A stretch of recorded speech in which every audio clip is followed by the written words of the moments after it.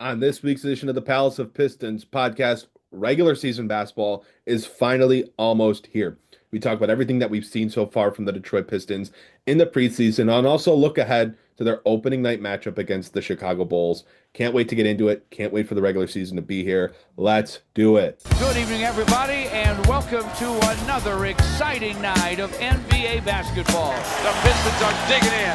They got the depth. They got the big men. They got the better basketball team. No doubt about it. Pistons need a three, and they have just under 3 seconds to do it. Here's Chauncey Billups. Here it is. He's got it. He's got it. Chauncey Billups hits the three. Overtime. Amazing. Out of bounds. Detroit basketball. All right, welcome back, everyone, to the Palace of Pistons podcast. This is not the normal start to our show. We have actually already recorded this week's episode. We jumped off of the call, jumped off the recording, and within less than 5 minutes, a very important announcement came from the Detroit Pistons, a medical update surrounding Jaden Ivey. You will go on in this episode to hear us talk about Jaden Ivey, about the injuries to Detroit. Understand that everything that was said in the show today was said prior to this news coming out, outside of like these next 10 minutes. And you'll know when we jump from this part of the show to the next part of the show by all means. But because I'll have undergone a wardrobe change. We recorded the original podcast. I was coming back from a sake tasting event, and I decided to go into my civilian clothes. Go Pistons! And so we're recording this like 10 minutes after the other one, but you will know because I will look different. So it'll be easy to tell. Dressed up for our show, and he decided to dress down right after. So if this is your first time listening to the podcast, I'm usually in a full tuxedo, so look out for that most weeks. But yeah, Aaron, this is not great. I feel like we had a very positive podcast, and we're going to open it up with something that is, without a doubt, very, very concerning for the Pistons, for their fans, and honestly for Jaden Ivey himself. Let me read the full medical update from the Pistons just for clarification for everyone. I mean, quite frankly, we're still digesting the news and the severity of it, but here it is from the Detroit Pistons. Pistons guard Jaden Ivey underwent an arthroscopic procedure earlier today to relieve right knee discomfort. The procedure and discomfort are unrelated to the fibula injury suffered last season. Ivey will begin the rehabilitation process immediately and will be reevaluated in 4 weeks. So, look, starting here, it's a major blow to the Detroit Pistons roster. It's a major blow to the thinnest part of the Detroit Pistons roster when you talk about the ball handling, the guys that can run the offense for Detroit, that can initiate the offense for Detroit. It's a major, major blow. It's also not a short-term injury. Reevaluated is a key term in this. He will be reevaluated in 4 weeks. Well, 4 weeks puts us into the second half of November when he will be reevaluated. That does not say he will be back in 4 weeks. It doesn't mean he can't be back in the middle of November. But what this likely sets up for is, assuming everything is going well, assuming he's able to come back within somewhat of that timeline, Jaden Ivey is probably not suiting up for the Pistons until December. So that means the Pistons have to get through at least the first 5 weeks of the season without Jaden Ivey. Likely, though, at least a little bit longer than that. We also know that Marcus Ausar and Caris LeVert have some sort of level of an injury. We don't have a medical update as of right now on those two players, but this injury to Detroit is a real bummer. Obviously, Jaden Ivey missed all of 2025 for Detroit last year, missed the playoffs, played in Detroit's first preseason game, and didn't play in the next two, and now we get this news. Brutal news for Jaden Ivey and the Detroit Pistons. Yeah, and I think we kind of assumed, you'll hear us talk on the podcast later. I think we kind of assumed that perhaps LeVert and Ausar being held out was for some reason other than like injury. And now, boy, you have to be a little concerned. And especially now with the Jaden Ivey thing, especially with them already having a lack of depth in terms of their backcourt. If he's out, and you said, reevaluation in 4 weeks, let's be honest, it's arthroscopic knee surgery. I would be shocked if he's back before 2.5 months. I mean, he's getting surgery on his knee. And if it's for knee discomfort, then it's probably not, a ligament. Means it's probably a meniscus thing. And that usually is like a 8 to 12 week recovery time for most people. I would think for a professional athlete, it's probably going to be closer to the 12-week span. So, Aaron, let's be honest, there's a good chance that they're without Jaden Ivey until the All-Star break. I mean, it's a legitimate worry, I think, at this point with the limited information that we have. Look, at least on the upside, it's for knee discomfort. That makes me think that it's, again, probably not a tear of anything. It's probably a meniscus thing. Maybe he has some loose bodies floating around in there. Who the hell knows? But definitely a blow for the Pistons, who are already, lacking depth in the backcourt and still don't have clarity on the Malik Beasley situation. Look, we've talked about this all summer. Boy, they really need this Malik Beasley situation to get worked out because they're at a real disadvantage right now. Maybe we're going to talk about the odds for that game having changed in the last couple days from the Pistons line going down to -2. I think we now see why, don't we? Aaron, what are your reactions to this? Because for me, I think this is something that, and it's not going to torpedo the Pistons season. We saw what happened after Jaden Ivey went down last year. They actually got better. Not that I'm saying it was because they lost Jaden Ivey. But you definitely were expecting to have him back for this year. And you were really looking for him to have an impactful role on this team, especially since he is still extension eligible, which I'd be shocked if they signed him to that extension now before the deadline, which means that you're probably going into next season with Jaden Ivey as a restricted free agent. So, yes, this obviously has short-term ramifications for this year, but it also has long-term ramifications for this Pistons team. This is a really impactful injury, Aaron. It is. I mean, Jaden Ivey is the Detroit Pistons starting shooting guard. So anytime you're losing a starter, it's a massive, massive blow. It doesn't help that Malik Beasley's unsigned. I think there's a hope that if the NBA clears him, he becomes a Detroit Piston again. It's why I've been saying, even after the moves that the Pistons have made this offseason, that if they can get Malik Beasley back, they need him. They need the guard depth. They need the shooting. They need someone can score the ball for them. And that was going to be something that Jaden Ivey was clearly going to do for Detroit. Score the basketball, shoot the basketball. They need that. And this is a big blow for them. So what happens now is, how do the Pistons adjust? What is the starting lineup now? I think it makes sense that Duncan Robinson slides into the starting spot, and it's Cade Cunningham, Duncan Robinson, Ausar Thompson, Tobias Harris, and Jalen Duren. But after that, you're looking at a really thin bench at the guard spot. We don't know what's going on with Marcus Sasser and Karis LeVert yet, so we'll see if they have to miss any time. But outside of those guys, your other guards are Daniss Jenkins and Chaz Lanier, the rookie that you just drafted. So, unless Ron Holland's going to take some of those minutes, which I guess he can, but he's not really a ball handler. He can't do any of the ball handling for you, can't run any of the offense for you. So this is a team that is going to be, that was already a little bit thin at the ball handling spot.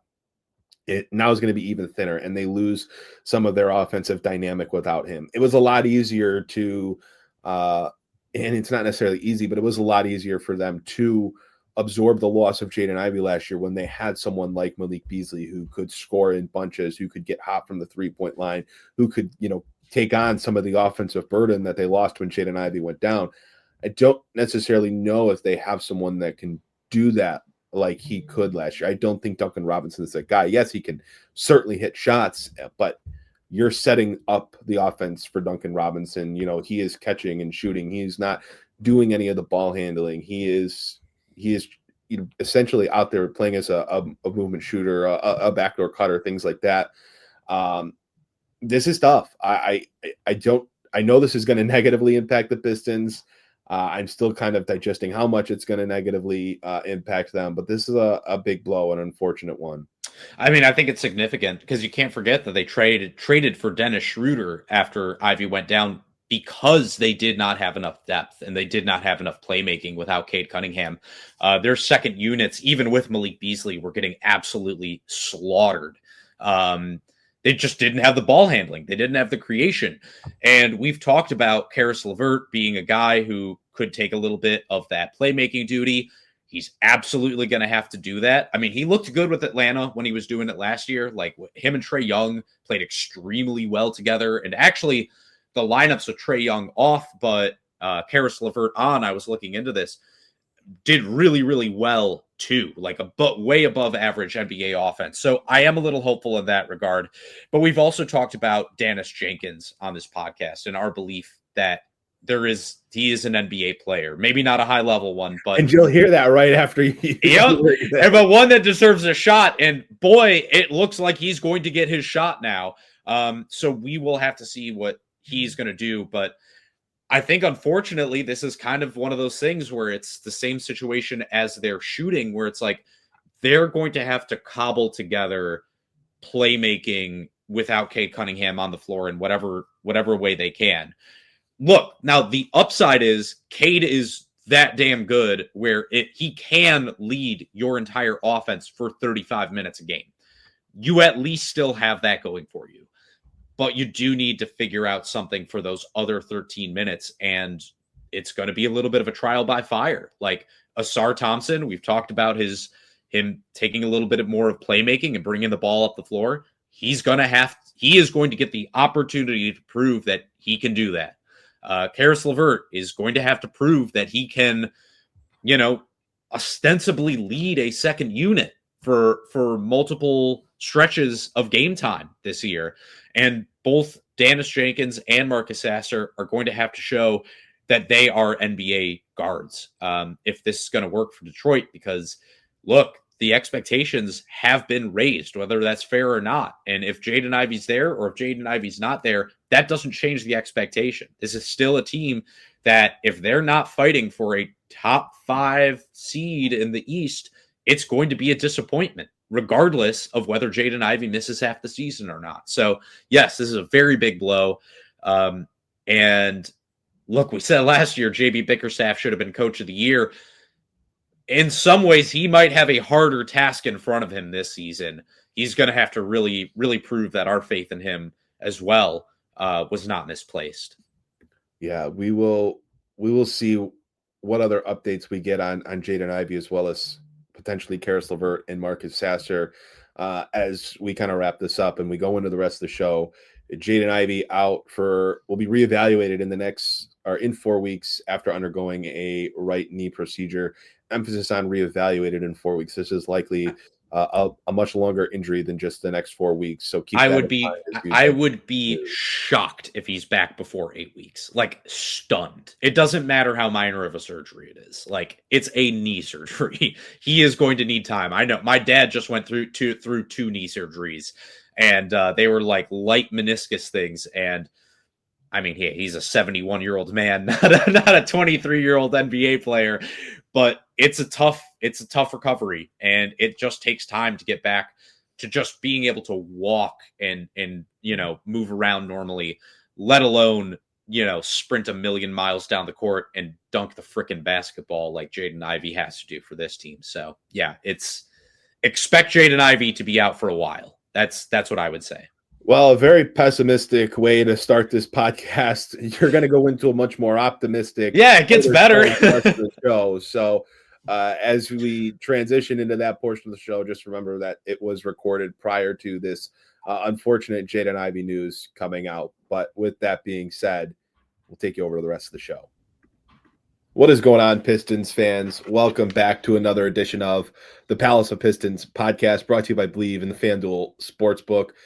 Aaron Johnson and Jasper Apollonia here with you this week. And Jasper, we have essentially made it.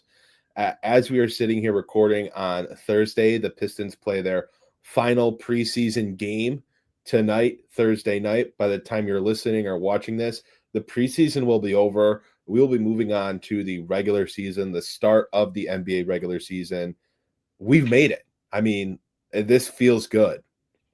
Oh my God. I can't be more happy than to be on here wrapping up the preseason with you, Aaron, and realizing that the next time we record, we're going to have a Pistons regular season game to talk about. We always say it. It always happens. We're dying in the summer, and we go, when will basketball come? And then it happens, and we're like, oh wait, I wasn't ready for it. It came so soon. So it's just great to be on here with you, man. I think it was a very interesting, exciting preseason for Pistons fans across the board, and I just can't wait to get into this podcast. And well, shoot, man, I can't wait till we wrap this one up and we can talk next week, because we're going to have the Pistons' first regular season game against the Bulls to break down. But until then, we actually still have a lot to talk about, right? Don't we, Aaron? Hand up, because this is the first time in years that I haven't, I guess, cleared my schedule and micro analyzed every single thing that happened in every single minute of a Detroit Pistons preseason game for the first time in a very long time. I mean, I think back to, the first year of and the only year of Monty Williams, and how everything that happened in those games, I analyzed to the 1 millionth degree. And hand up, I saw last night that, or was it 2 nights ago, whatever, when the Pistons played the Cavaliers in the preseason, I saw the final score. The team posted it on Twitter, and I was like, wait, the Pistons had a game tonight? I didn't even know they had a preseason game. That's the extent of knowing how far we've come, because when this team was awful and they were an embarrassment to the city, to the league, to the universe, it was like you had to watch every little thing that they did. And now that they're good, you're just like, yeah, but who cares about preseason? Let's just get the ball to tip off on October 22nd. And that being said, I've gone back. I watched, the other games in the preseason I'm going to watch tonight. But that being said, coming out of preseason, does it feel like Cade Cunningham might just end up winning the MVP? I mean, I wasn't on the last 2 weeks of the podcast. And if I go back in the history of the Palace of Pistons podcast, I don't know if there's ever been a period in time where there's been shows in back-to-back weeks that I've missed. And so I didn't get to talk about the way Cade Cunningham looked in preseason. And the FanDuel Sportsbook has him down at plus 5,000 to win the award. The people ahead of him, I'll list the names. It's Shai Gilgeous-Alexander, Nikola Jokic, Luka Doncic, Giannis, Victor Wembanyama, and Anthony Edwards. So, there's 6 guys with better odds than Cade Cunningham to win the award. But I'm looking at the team. I'm looking at how he looked in preseason. And I'm looking at the potential for him to just post these crazy numbers on a team that is likely a top 5, maybe top 4 team in the Eastern Conference. And it's just I mean, he might win this thing. Yeah, I mean, it's long gone are the days where you're totally right, Aaron. We're locking into preseason games to be like, oh my God, I really, really hope Christian Wood gets this last open roster spot over Joe Johnson. I mean, that was a real, dude, those were some stressful games. I remember some heated debates on the podcast. This was before your time. I remember some heated debates on the podcast about Joe Johnson getting that final spot over Christian Wood. And wow, I remember that vividly. You just brought me back. I know, man. It's crazy to think that's where it was. We were literally watching preseason with hawk eyes because we needed to make sure that the right guy got that 15th spot. And now we're talking about, hey, forget all this other noise. Is Cade Cunningham undervalued as the 7th best odds to win MVP? And frankly, he might be a little bit.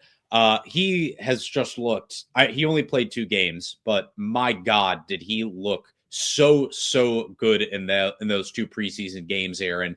Man, plus 5,000.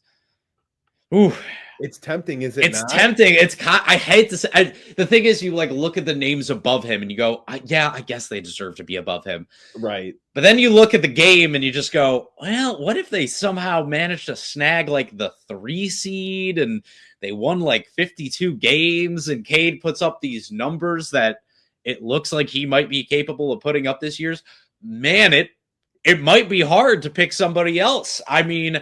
Wow, what a position we are in after just like 2 years removed of the worst record in the NBA, the longest losing streak in NBA history.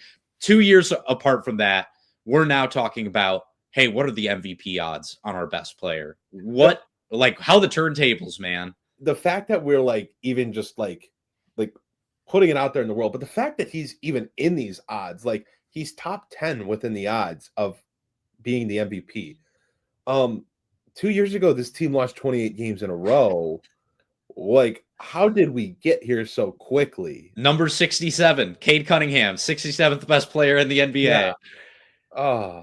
Incredible. And I know how many people in their head just went 6'7". No. See, you know how I know I'm washed is because I didn't immediately go 6'7". I mean, I don't know what it means. It's just I hear it all the time, but then you said that, and I'm like, okay, I don't know if he's setting me up for that or if he's just like having a serious adult conversation. Nah, buddy, I'm 32.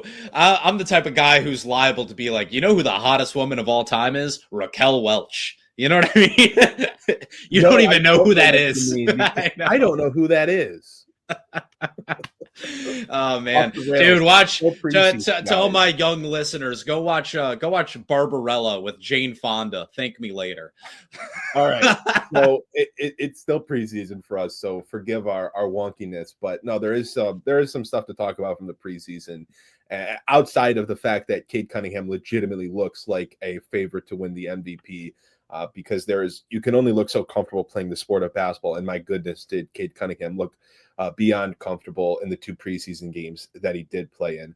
I want to preface this conversation with the Pistons have not come out of the preseason unscathed in the injury departments. Jalen Duren, who missed the beginning of the preseason, did play against Cleveland. But as of Wednesday, we had heard JB Bickerstaff talk about not only Cade Cunningham, but Marcus Sasser, as well as Karis LeVert and Jaden Ivey, are all dealing with some level of, bumps and bruises, injuries that no one in the organization has necessarily laid out like, hey, these guys are going to miss time. The only thing JB Bickerstaff has said is that they're trying to manage these quote unquote injuries so that these guys will be ready to play for opening night on October 22nd against the Chicago Bulls. That being said, he also did not rule anybody out for the preseason finale. So obviously by the time this comes out, we'll know if any of these guys that have been out suited up against the Wizards. But something to monitor is these are, 4 guys that are probably in the opening night rotation that are all at least dealing with some level of injury right now. Yeah, I mean, for me, I think this is like the old Greg Popovich, Tim Duncan, like DNP old. Like I think it's one of those. My guess is all these guys are like 23. Besides, yeah, I mean, I just think it's like they're just managing, making sure nobody gets hurt. I mean, really, what else do you need to see from Cade Cunningham in preseason?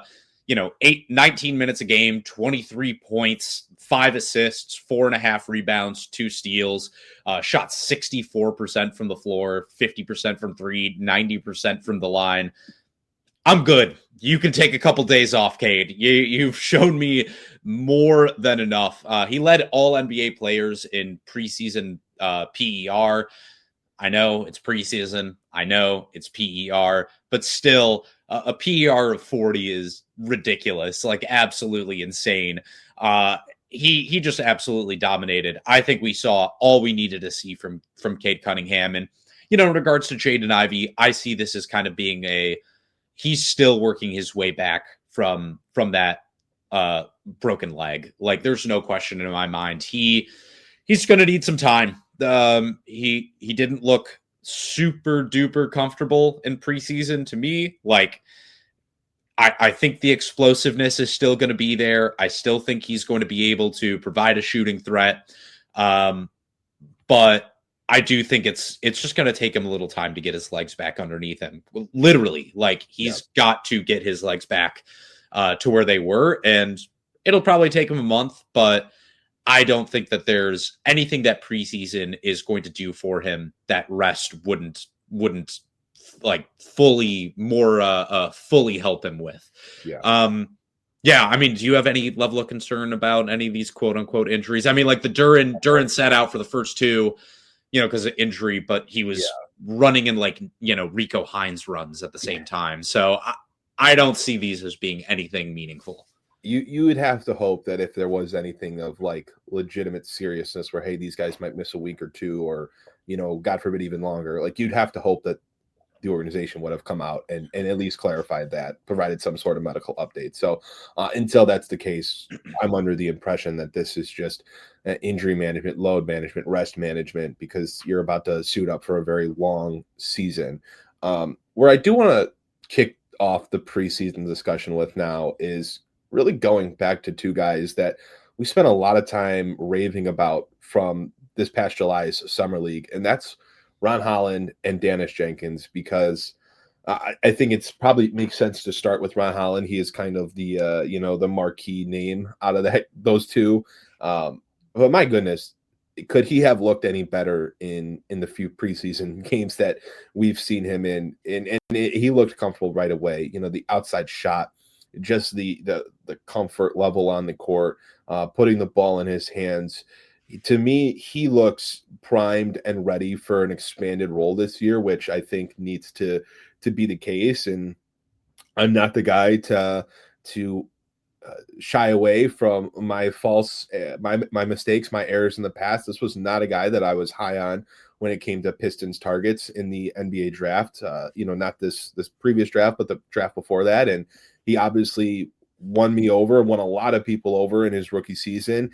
And he looks primed and ready to make a real leap in year two. And when you talk about the Pistons being a better team and how do they make that jump after an offseason where they didn't really do a lot externally to improve the roster, and how they're going to get better is through internal development. Ron Holland looks like he might be playing a key part in that, because he just looks like a player that's leveled up several times since when we last saw him play for the Pistons in the playoffs in April. Yeah, I mean, for me, no question. And I think it's one of those things too, where you look at the numbers and they don't necessarily stand out to, it's not like he had crazy efficiency. It's not like he put up crazy points or anything like that. But his impact on the floor has been definitely noticeable during preseason. And look, this is a little unrelated, but also very much related in regards to how the Pistons are going to make their roster work this year, where Trajan Langdon went on the radio this last week and said that, the Pistons are monitoring the Malik Beasley situation, but it is still something in flux. Malik Beasley posted something on his Instagram about his lawyer kind of being like, hey, let's just no more talking. Let's go dark for a little bit in regards to where you're going to be playing next year and regarding what your future in the NBA is. So still no real clarity in that situation. But I think that was something that to me was made very clear during this preseason, is that the Pistons have some really, really impactful defenders in Ausar Thompson, Isaiah Stewart, and Ron Holland, guys who can really change the game for you on that end of the floor. But also that it's going to be a little bit of a struggle in regards to surrounding those players with the right amount of playmaking and with the right amount of shooting. And that, I think, for me is like the biggest question mark I have with this Pistons team still is, do they have enough playmaking? Do they have enough outside shooting to support a player like Ron Holland, to support a player like Ausar Thompson, two guys who in preseason to me have definitely looked like they're ready to take that next leap, like they're ready to take more responsibility, like they're ready to have a way bigger role on this team, one that is more than just like, hey, let's muck things up for the opposing team, but one to where it's, hey, we can shut these guys down for 5 minutes and we can totally throw them out of their game plan. How do you take advantage of that offensively? And I think it's going to be really interesting to see what they do in regards to surrounding those players with shooting and with playmaking, because you're absolutely right, Aaron. Ron Holland definitely looks ready to take that next step in his development. Yeah, I just very impressed with him. I am still really curious to see how it looks in the regular season. I think about some of the things that have been said dating back to media day and throughout training camp. There's been a lot of talk about, not just wanting, but having to play both Ron Holland and Ausar Thompson together on the court.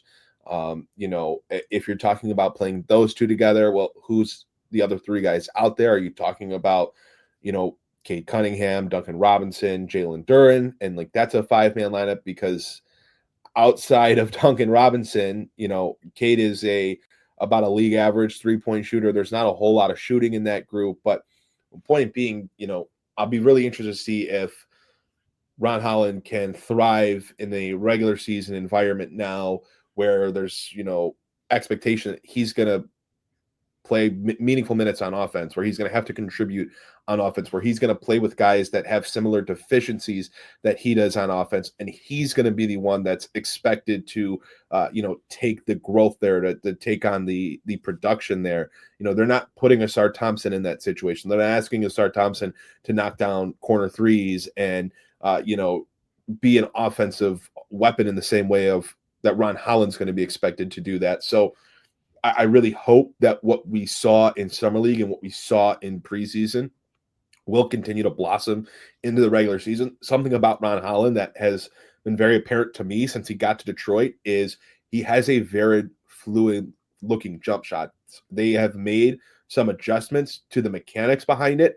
It's lost a little bit of the hitch that I felt like it had when he was playing in the G League. And now when I watch him shoot a basketball, it looks a lot cleaner. It looks a lot smoother. And so when the mechanics look good and the percentages start to climb and you're seeing the way that he's hitting these threes, he's not just standing wide open in the corner knocking down threes. He's hitting them from above the break. He's catching them a step or two behind the 3-point line. It's not just standstill corner threes. It makes me feel like there is that opportunity that he can take a serious leap there. And it's not just 3-point shooting, right? It's, can he be more efficient with the basketball in his hands? Can he stop getting sped up by opposing defenses? Can he keep the handle tight? Can he create for others? He had a really nice setup pass early in the Cleveland game. So I'm really looking forward to that.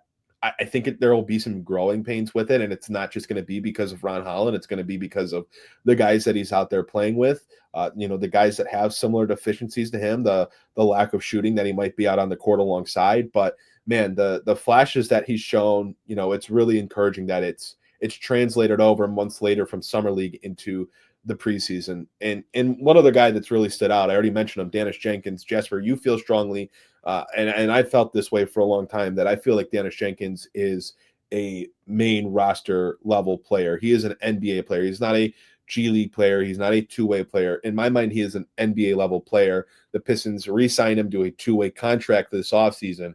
But I think if you stacked him up against Marcus Sasser, I think if I had to pick one of those guys to bring forward on the team, if I had to make the decision, I think just watching Daniss Jenkins, I feel like I would pick him, and I think you would feel the same way. Yeah, the guy that I was surprised to see get held out from the game against the Cavaliers was Marcus Sasser. I'm hoping that he's not hoping that he's hurt, obviously not, but I am a little surprised if he was just held out as a precautionary measure, because to me, he hasn't shown me anything in his 2 years in the NBA, nor during this preseason. He's not shown me anything that makes me feel like he should be a lock for this, third point guard position. There's nothing in preseason that looked really different. He still does not shoot a ton of threes at a super high percentage. He still is not a great passer. He still is not a super confident ball handler. He's still 5'11", and he still doesn't really get to the rim. Or finish at the rim for what it's worth.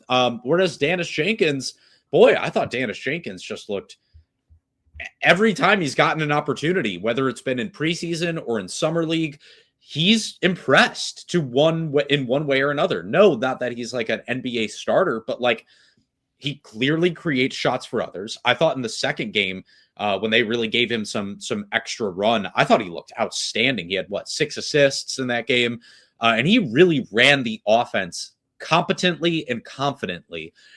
He's shown a little bit of an outside stroke. He hasn't been afraid to take the three. He's gotten to the rim, which I think has also been really important. And while he's doing that, he's also done a really nice job in distribution. I think, somebody that you've liked in preseason before, Tolu Smith, he and Daniss Jenkins really had some nice two-man game going when they were on the floor together. And I thought as the starter, he played quite well against the Cavaliers. So to me, look, we're not in these practices. And that is always a thing when it comes to anything preseason, anytime the games don't matter. It's easy to look at the production, easy to look how a guy looks in one game and go, well, hey, this guy outplayed this guy. Why is he not starting? And it's there's way more that goes into it. There's practice. There's honestly, there's contract realities as well. Sometimes a guy gets the position because he's got a guaranteed contract and the other guy doesn't. That's just how it goes sometimes. But to me, boy, Daniss Jenkins just looked a lot better as a point guard. He looks like a point guard when he's out there. He plays like a point guard. And I don't really get that same thing from Marcus Sasser. So I don't know if you feel that way. Look, with Ron Holland, I feel it's he's clearly impactful, but the extent of his impact is a lot of it's going to come down to how the guys around him perform. With Daniss Jenkins, I feel as if he's somebody that has shown me an ability to drive the offense while he's out there, and hasn't been a total negative on the defensive end either. So, Aaron, I'm wondering, how do you feel about this? Because for me, personally, I kind of feel like if Marcus Sasser can play tonight, he should probably play tonight. Yeah, I think in an ideal world, both these guys suit up against the Wizards, and I think they both get a look at, running the offense. I don't know who else is going to be available for Detroit in terms of ball handlers. Will Cade, will Jaden Ivey, will Caris LeVert. I think in an ideal world, both these guys get an opportunity to play as the lead ball handler. They get to play alongside a Cade or an Ivey or a LeVert if any of those guys are active tonight. And I'd like to see how they look. I don't think this is a situation where the Pistons are going to do something drastic and end up cutting Marcus Sasser or anything like that. They have both these guys under contract. There's not we have to make a move to keep Daniss Jenkins or another team's going to get him. Daniss Jenkins is under contract. The Pistons can let this play out. The Pistons can go into the season and keep Daniss Jenkins up on the main roster until the G League season starts and see where they want to go. But I think Daniss Jenkins is an NBA player. I think Daniss Jenkins, for what the Pistons need on this roster, when I look at the lack of ball handling, the lack of floor general type playmaking that they need, I think Daniss Jenkins is a better person that fits that role compared to Marcus Sasser. Jenkins was an efficient scorer in Summer League. He was an efficient distributor in Summer League. He shot 50% from the three-point line in the preseason. He has 13 assists through 3 games in the preseason. He just, I don't want to say aura, but he has this feeling of when he's on the court, he is not sped up. He is not illusioned by the fact that he's out there with NBA players and he's this, G League guy trying to prove that he belongs. So he's hunting these crazy shots and trying to make these home run level plays. He just goes out there, he plays the game, lets the offense come to him, keeps the offense under control. And I like all of those things. And so I'm glad that the Pistons were able to keep him around. As I said, when the news came out that he re-signed on a 2-way deal, I'm still shocked that he didn't land an NBA level contract, but I'm glad that he's around because I do think he is legitimate competition to Marcus Sasser. But in an ideal world, I would love to see both these guys get run against the Wizards and see, which one performs better. That being said, I don't think that coming out of it, you're going to see a situation where, Marcus Sasser gets moved or whatever to create room for Daniss Jenkins. I don't think the Pistons feel the pressure to do something like that at this juncture. No, I agree. But I think Daniss Jenkins has, at least from a fan perspective, guys who were not there in practice with them every day. He's shown more than enough he should be getting a shot for this team. I really think he should. And I agree with you. I think he's an NBA player as well. When he's out there, he looks like an NBA player, looks like an NBA point guard. And I think, there's some other guys who are definitely like on the fringes of the roster, who are definitely lower in the rotation. Again, Tolu Smith, Chaz Lanier, Bobby Clintman. I think those guys have benefited from playing with Daniss Jenkins. I think he's done a really good job of giving them easy looks to convert. I think he's done a good job of keeping them involved in the offense, but not force feeding anybody. And like you said, also, he hasn't been afraid of finding his own shot when it's there, but not forcing anything. Like, that's the thing I've been most impressed with. I don't think, to me, Daniss Jenkins has really forced anything so far.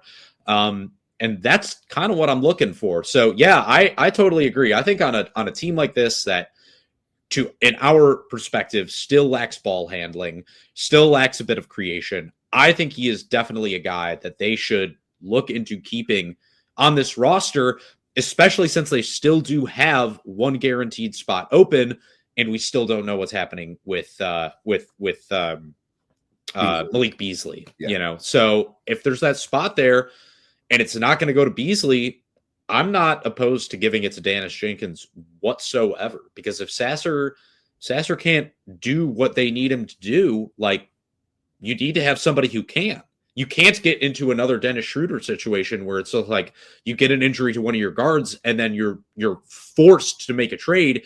Otherwise, your whole season is going down in flames. We just saw that last year. You don't want to have that situation again. You need to have somebody reliable that you can count on who's already on the roster. Any other thoughts on preseason? I know the Pistons have made a conscious effort to put the ball in Ausar Thompson's hands, try to continue to develop him as someone that can take some of the ball handling responsibilities, the floor general role. Any thoughts on how he's looked? I think Tobias Harris has looked really clean in summer league, in preseason. He looks, ready to go. Jalen Duren, we finally got to see him against Cleveland, so good to know that, he's healthy. They were just being cautious with him, all that kind of stuff. But, the only other guys that I think are really worthwhile talking about based on the performances it's really just Ausar Thompson, because of what Detroit's looking to get out of him right now. He had, 9 points, 4 assists against Cleveland. They're really making a conscious effort to get him to develop as a ball handler, which I think makes a lot of sense. I just was curious if you had any additional thoughts on how he's looked in that role. Yeah, I mean, look, I'll definitely, Ausar, I have some thoughts on. I will also just quickly throw out, because I don't think we've mentioned him at all, Javonte Green, I thought, has looked really good in preseason. He looked like a Piston. Like, he's played hard on the defensive end. He's run the floor. He's finished at the rim. I think Javonte Green's done a nice little job for a guy that I honestly wasn't sure was going to make the roster, but he's a player I liked a couple years ago for the Bulls. And, like, if he makes it, I'm totally fine with that. You can always use wing depth. In regards to Ausar, yeah, a bit of a mixed bag, I think, for Ausar. He's the only one of the regular, like, starters, like, locked in rotation guys where I've been like, okay, I don't know. I mean, like, Karis LeVert looked like crap, but he only played one game, and I that doesn't really matter to me. But Ausar has been a little bit of a mixed bag. I think there's definitely been, like you said, a clear-cut desire to get the ball in his hands as a creator. You've really seen that. And I think that that's probably why he's maybe not super popped on the offensive end of things, why he's looked a little overmatched at times, because he's not just cutting to the lane. He's looked for his own shot a couple times. In the mid-range, he still likes that mid-range turnaround. I think that's a shot you're going to see him take a lot more this year. He took it a decent amount his rookie year, took it a lot less last year because they were just asking him to do different things. I think you're going to see a little bit more of it this year. He only took, I think 2 3-point attempts the entire preseason. I will say, the form looks better. Like, he doesn't look like he's like alligator. Wow. Alligator, hard word to say, I guess. Alligator arming him. He doesn't look like he's going to, miss short by like 3 feet like he did a lot of times last year. I think it's coming along. But that and the playmaking, I think, are just very clearly still works in progress. There's still things that he needs to develop, and it will take him during the regular season. That being said, he is still, and like, this is a thing that you don't see so much of preseason because it's preseason. This guy is, without a doubt, one of the top 3 point of attack defenders in the entire NBA. Maybe the very best. He also is a really, really good rim protector. He also can rebound. He also can pass a little bit. He can finish. He's a great cutter. I think they were having him do some different things in preseason. And so I'm not really worried about it, but Ausar did not really stand out to me as a positive, but I like the things they're having him do. I think anybody that's looking at his production in preseason going, ooh, this is disappointing, I think you need to look at the context instead of just the raw numbers. It's tough because what Ausar Thompson is genuinely great at is not something that pops off the screen or gets a ton of attention because it's defense, it's help side rim protection, it's rebounding. It's not stuff that's glamorous to the natural eye, and the stuff that he struggles at and is still clearly very raw at are the things that do stand out, that are what stands out to the natural eye. So it's you're seeing him not make 3-point shots, or not really being able to score outside of the painted area. You want to see those things continue to grow. You want to see those things develop. And that's the tricky thing with Ausar is he does have some genuine skills that are truly great and are so impactful to this team. But there's also going to be moments this year where I feel like we're going to be watching him this is crazy that, he cannot score outside of the dunker spot, or, he's being asked to be a playmaker, and there's going to be bumps and bruises along the way. There are going to be turnover droughts. There are going to be these situations where he's clearly overtasked. He's clearly overmatched in that regard. But what he does is so important for this team. What he does he's great at is so important to this team that it's going to, he's going to be on the court. He's going to play a massive role because what he brings is so important. But there's going to have to be that understanding of the things that he's coming along at. They just look like they're going to take a little bit of time to come together with. And that's maybe where it's a little bit unfair that he has a twin brother and they pretty much play the exact same way, but Amen is just a little bit more polished than him on the offensive side as a ball handler, as a passer. But this was always the case. This is the thing that kills me. It's people are Amen is better than Ausar. I'm yeah, we all knew this. This is why he got drafted 4th, and Ausar got drafted 5th. This was always the story on him. Amen was always a little bit more polished of a ball handler. He was always a guard, and Ausar is always more of a wing with that potential, but a little less so.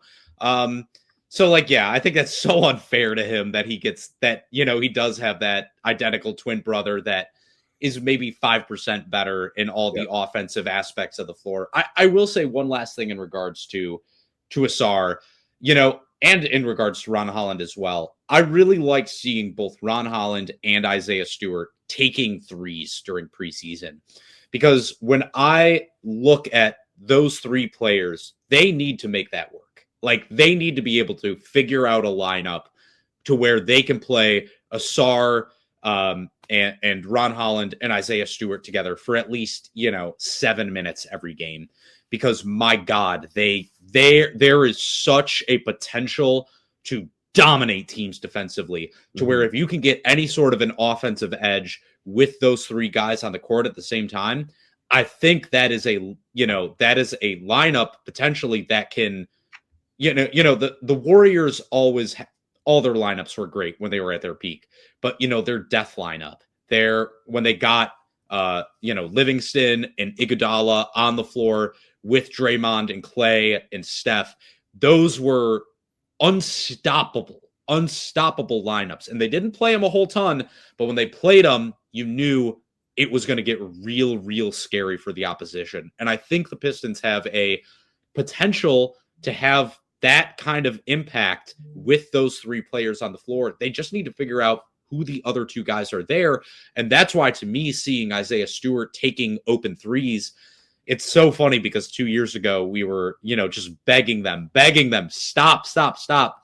But if he's going to play center and take open threes, not force the shot, not have to space the floor, I think that's a real positive for the Pistons. All about context. All about context. 100%. Same with like Ron Holland. If Ron Holland's taken open threes that are being created for him, and he's able to take a little step forward there, I think that can only help them because, maybe you do Cade and Duncan Robinson out there at the same time as well. And like, you're a little small, but you're also kind of really not because, Stewart and Ausar have such incredible length and rim protection. I don't really worry about protecting the paint. And on the perimeter, look, Duncan Robinson is a very limited defender, but he is long. He's a tall, long guy. And I really think that they could have something there. So those are the things that I'm really, really interested to see. I do think there are going to be some small growing pains to start the year for this team. But once they get the lineup settled and Jaden Ivey's back to what he was, I think they have a real potential to around like end of November, beginning of December to explode when they finally solidify their rotation. Well, let's move on from the preseason. You mentioned the start of the regular season. It's essentially here. And I want to kind of spend at least the next few minutes before we go home here previewing this opening night game for Detroit on the road against the Chicago Bulls on Wednesday, October 22nd. Originally, the line was the Pistons -3.5. It's since moved down to -2.5. So either the money or the books feel like maybe the Bulls are a little bit better than originally thought. But what do we think about this game for Detroit? I think, if you assume everybody's healthy, I think it's safe to assume that the starting lineup is Cade Cunningham, Jaden Ivey, Ausar Thompson, Tobias Harris, and Jalen Duren, facing a Chicago team that is essentially the same exact group of players from last year, except for the guys that they drafted who, if you look at Bulls history, are probably not going to be handed huge roles right away. I think, Noah Senge is their first round draft pick. How much is he going to play a role for them, at least at the start of the season? I don't know, but they're kind of main core guys, Nikola Vucevic, Josh Giddey. I think they're expecting Coby White to be ready for the start of the regular season. I don't believe he's going to have played any of the preseason for them. They have Matas Buzelis, who's probably the only intriguing player on this team right now, in my opinion. Like I like Coby White, but like in terms of real potential, I think Buzelis is the only young guy that team really has right now to really lean on. So it's essentially the same exact group from last season. The Chicago Bulls are the perennial, like most average bad team ever, and yet they're only 2.5-point dogs against the Detroit Pistons team that some feel are a top 4 seed in the Eastern Conference. Yeah, that's surprising to me, man. I do not think the Bulls are going to be very good this year. I have to be honest with you. I think people are sipping on that Buzelis juice maybe a little too hard. Like, me, I loved Buzelis coming out of the draft. It was, him or Ron Holland those were the two guys I really wanted the most to be in a Pistons uniform. He looked good in preseason for sure. Like he's obviously going to be a terror around the rim as he gets older, but this is a super uninspiring roster. Like they basically have to hope that both of Nikola Vucevic and Kevin Huerter are not washed in order, I think, for this season to be anything nearing a success for them. And both those guys very well may be washed. I just don't see it. Like pairing Patrick Williams with his most comparable player in Isaac Okoro on the same team is just so funny to me. I don't know why they did that. It's like, it's literally, it's like, oh, we brought in Isaac Okoro. We already have Isaac Okoro at home. It's Patrick Williams. Their depth in terms of the front court is just not good. Like Zach Collins, Vucevic, Jalen Smith, 2 of those 3 guys we already know stink. Like, and Vucevic might also stink. Like he's another year older. He's never been a great defender. And if he's lost another step there, like, boy, I would be very surprised if the Pistons don't put their foots on the neck of the Chicago Bulls team, even if they do get Coby White back. Like, I don't see it with this roster. Like, maybe you believe in Giddey, maybe you believe in Buzelis. To me, they are like the classic, like, bad team that's not like horrific. You know, they're good enough to get 32 wins, but like, I don't see the top end talent on that roster. It's so weird. It's so weird because people like, I don't know, the way that their young talent gets talked about versus the way that like the Pistons young talent got talked about 2 years ago is not the same. And like the ceilings for these respective players are so different for me. Like, I don't see a single player on their roster that I'm like has a higher ceiling than Jaden Ivey or Ausar Thompson. Don't even like talk to me about that. Like, genuinely, would you rather have Matas Buzelis or would you rather have Jalen Duren? Who do you think's a better prospect?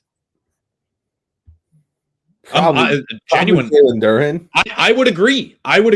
Like Buzelis, I like a lot, but is he ever going to be a top 10 wing in the league? I don't think I see that in his future. So, yeah, weird line for me. I always stay away from weird lines like that when they're for a team that I like, because that usually means that the game's not going to go in a way that I want it to. But I would be very surprised if the Pistons don't dominate the hell out of the Bulls. I just don't see how the Bulls can stop them, like defensively. Who's guarding Cade? You have to wonder if it's, I think who's guarding Duren?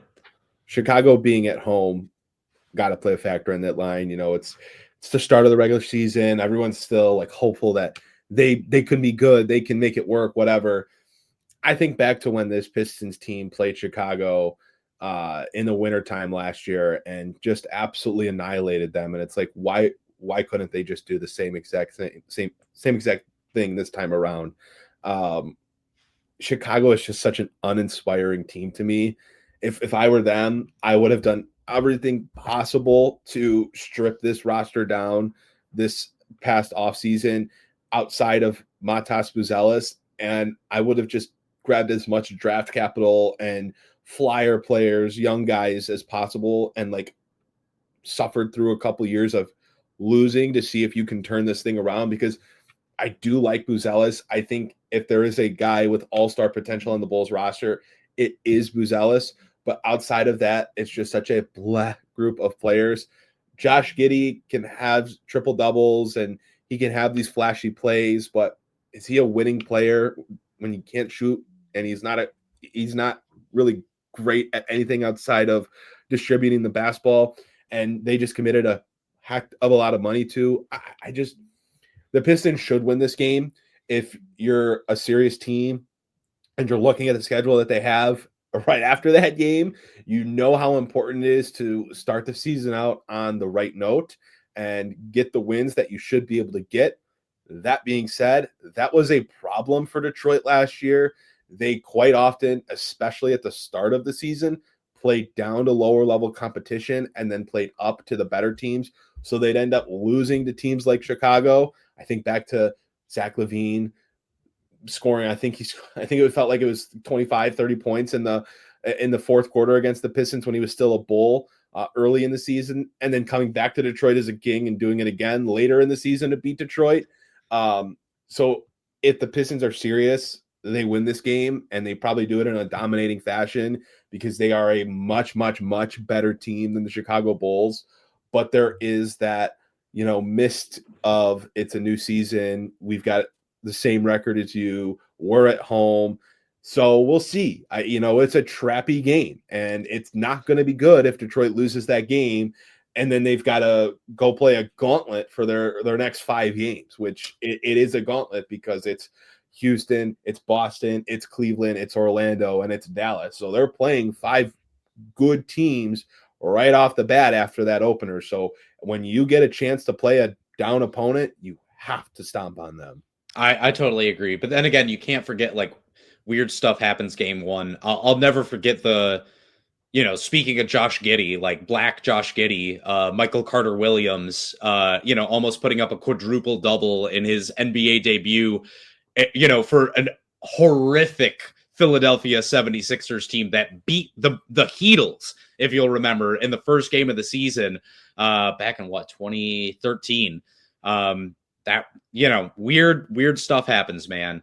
I know. That is still to this day one of the craziest things I ever saw. Dude, I went to Syracuse. I watched Michael Carter-Williams every single game. I've never been more sure that a guy was going to be a bust. And then his first game in the NBA, he put up almost a quadruple double. I was like, maybe I don't know ball. Luckily, the rest of his career vindicated me a little bit. But yeah, I mean, stuff happens. So they definitely could lose. If LeBron James can lose, Cade Cunningham can lose, but I expect them to win this game. I think they're going to take it seriously, and I think they're going to beat the hell out of the Bulls, to be honest with you. Well, we'll see. We are less than 1 week away from the start of the regular season. It feels so good to say this, but we will not podcast again until the Detroit Pistons have kicked off the regular season against the Chicago Bulls. It has been a long offseason. It has felt like a long offseason, despite it really being the shortest offseason that we've had in quite some time, considering the Pistons played playoff basketball in April last year. So it feels crazy to say it, but we are back. The Pistons are back. I am glad that this is the last time we have to pod before there is meaningful basketball to talk about. And I am glad that everyone has been here along the way this summer. There has been, we've podcasted essentially every week. We have continued that. It's been something that we do every year. We don't disappear for the summer. We bring you content every week. You'll see more written content on palaceofpistons.com now that the season is starting back up. So make sure you're subscribed there. You can subscribe completely for free to get all of our content sent directly to your email inbox. Make sure you're following the podcast or you're subscribed to the podcast wherever you're watching or listening from. Where we see our most viewers, our most listeners, YouTube, hit the subscribe button. Spotify, hit the follow button. Apple Podcasts, hit the follow button. Leave us a show rating. Leave us a comment. Tell us what you think about what we talked about. If you have different thoughts, do you think the Pistons are going to win on opening night against the Chicago Bulls? Let us know. But at the end of the day, we're glad you were here. We're glad we're not going to pod again until after the Pistons have played regular season basketball. And with that being said, that is going to do it for us on this week's edition of the Palace of Pistons podcast, brought to you by Believe and the FanDuel Sportsbook. Thanks so much for watching and listening. We'll see you guys next time.